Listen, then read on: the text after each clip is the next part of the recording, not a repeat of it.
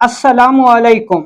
अगर आपका पेट रोज़ाना मुकम्मल साफ नहीं होता तो ये सिर्फ कब्ज़ नहीं बल्कि कई बीमारियों की शुरुआत हो सकती है।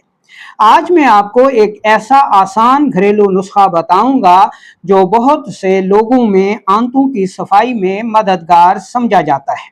तो चलते हैं बिना किसी देर के और शुरू करते हैं आज की इस इंटरेस्टिंग वीडियो को। सबसे पहले हम इसकी अलामात देख लेते हैं।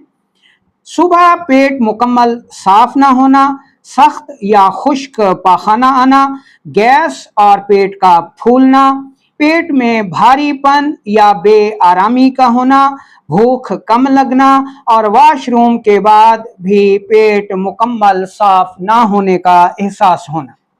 अब हम इसके असबाब देख लेते हैं।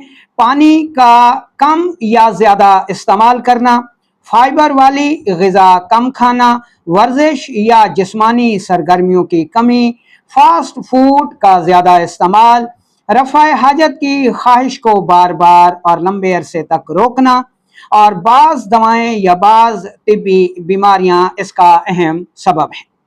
अब हम चलते हैं और देख लेते हैं अपने बेहतरीन नुस्खे को।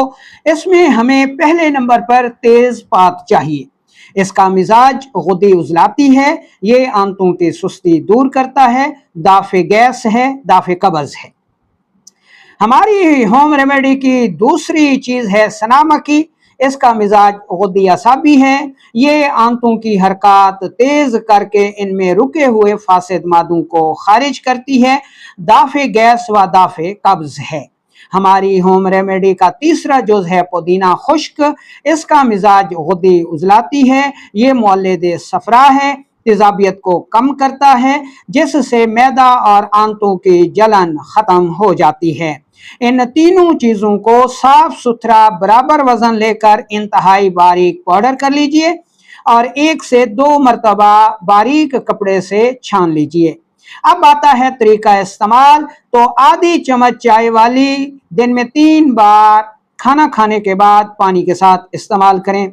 इस होम रेमेडी का मिजाज गुद्दी उजलाती है, ये पेट को साफ करती है, दाफे गैस व कब्ज़ है, दाफे तेजाबियत है और यूरिक एसिड के दर्दों में भी बेहद मुफीद है। एक बात जहन में रखें कि अगर इस मिकदार खुराक में पखाने ज़्यादा आते हैं तो इस मिकदार को मज़ीद आधा कर लें, यानी आधी चम्मच को भी आधी कर लें।